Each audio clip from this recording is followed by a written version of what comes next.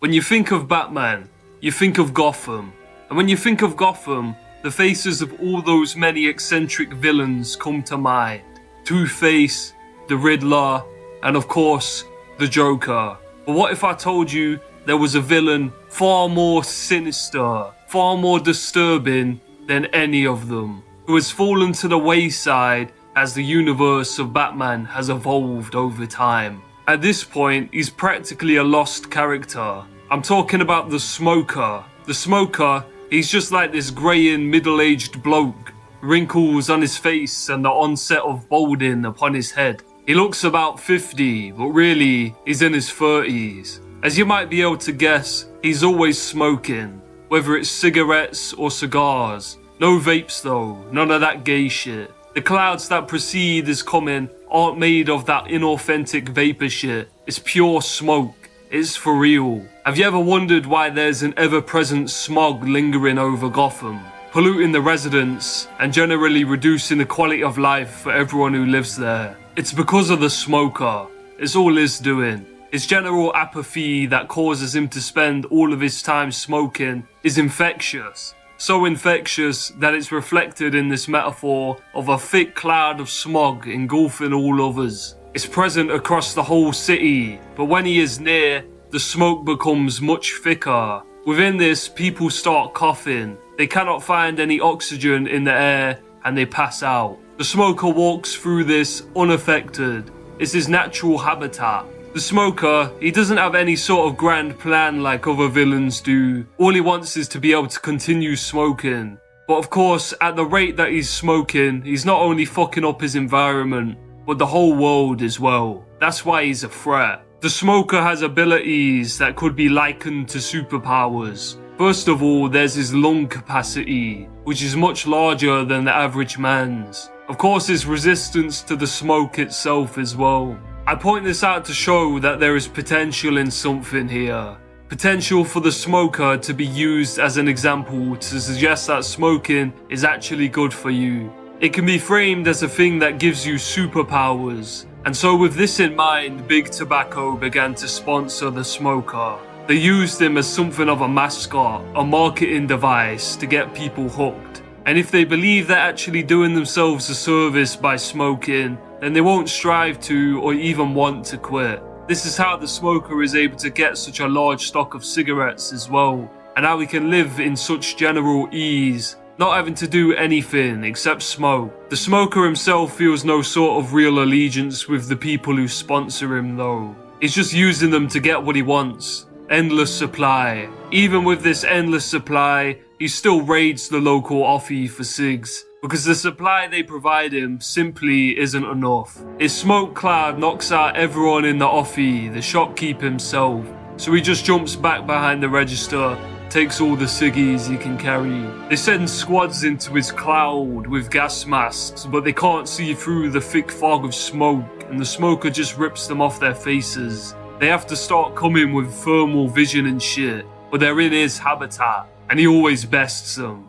Batman ends up buying all the ciggies at the Smoker's local offie as to mess with his plans, and the Smoker curses him for making him walk another 5 minutes to get some cigarettes. First time Batman tries to deal with the Smoker, he's chasing after him, running into the smoke cloud, but he begins choking, and as he sees more bodies strewn around the ground, he clocks on that he needs to get out of there, and fast. In all of their confrontations, Batman is perplexed by how easy and simple it is for the Smoker to beat him. The Smoker is condescending and bitter and mocking in all their talks. He breathes smoke into Batman's face. He takes puffs between each sentence and sometimes mid-sentence too. Batman, at a loss, starts smoking heavily as to train himself to be able to survive the Smoker's cloud. But it's possible that all the secondhand smoke just made him addicted, and this plan of his is just a massive cope so that he can satiate the withdrawals the Smoker afflicted him with. The smog lingering over all of Gotham in fact makes everyone fiend for nicotine.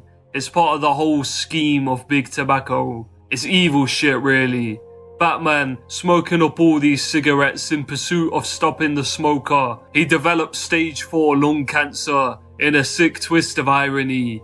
The Smoker, he's doing alright seemingly. Like he's been chain smoking non-stop all his life and he's not been hit with cancer like Batman has. Though he does sometimes go into coughing fits mid-dialogue and sometimes chokes up blood and has to spit it out onto the floor. He's probably not doing alright actually. Every villain has their origin story. The smoker's mother was a heavy smoker, and the womb in which the smoker developed was hotboxed with cigarette smoke constantly. From the very moment of conception, the need for nicotine was present within him. The need for cigarettes was infused into his very being. As a baby, he would scream and cry non-stop, and the only way to solve it was by giving him a cigarette. So his parents, not being great role models themselves, did the easy thing and gave him all the cigarettes he wanted. He learned how to light cigarettes himself at only a few months old. As I've said before, the smoker's only motive is that he wants to smoke constantly. So what makes him so malicious? What makes him a bad guy? He became malicious when people tried to limit his ability to smoke, it being the one thing he cared about. His response was of course to become malicious. He wouldn't stand for people encroaching on his smoking. Thomas Wayne himself petitioned to ban indoor smoking. That's what set him off originally. He wasn't a menace to anyone before that. No hate in his heart at all. It's the smoker who put the hit out on Thomas Wayne. And after doing so, he fled from Gotham to a country where indoor smoking was allowed. He only returned to Gotham because Bruce Wayne banned indoor smoking worldwide. The smoker upped his smoking even more at that point, as to terrorize Gotham, smoking multiple cigars at once, whole packs of cigarettes in one go, polluting the air. The smoker and Big Tobacco started putting out anti-Bruce Wayne propaganda, painting him out to be an evil oppressor, trying to stop everyone from gaining tobacco superpowers. They call for Bruce Wayne to be killed, they call for him to be raped. The smoker is actually one of the only Batman villains who ever learns Batman's true identity.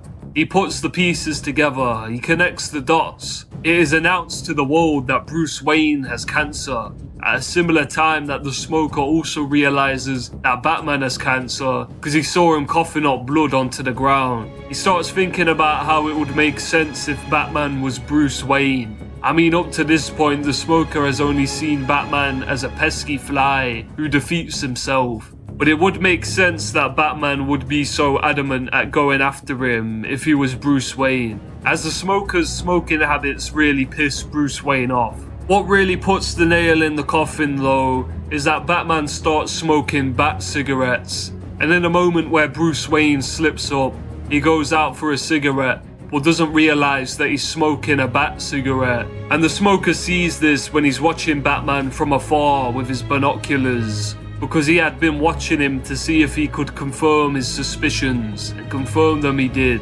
The smoker starts broadcasting video of himself to Bruce Wayne, laughing while smoking cigars and shit like that. Bruce is desperately trying to track him down but can't, and isn't coping well at all with the mockery coming to him. The smoker laughs like, ha ha ha, I killed your daddy, Brucey.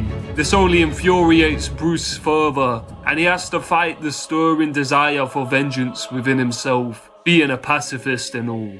When Batman finally makes his way into the smoker's hideout, he confronts him like, I'm finally gonna put a stop to you, smoker, and the city will be clean again. The smoker just laughs and looks like he's about to lead into saying something mocking, but he starts choking, and he chokes up blood all over himself, and he dies. And that's the end of the smoker. Batman finds that he is pissed off with himself because a part of him is mad that he couldn't personally deal some hurt to the smoker himself. In this story throughout it all, Batman is totally mogged. He has to deal with lung cancer because of the smoker. It really is the thing that puts an end to Batman. The smoker wins even though he's dead. He spent his life doing everything he loved, and he made a fool of Batman at every turn. But yeah, that's it. That's the smoker. Goodbye.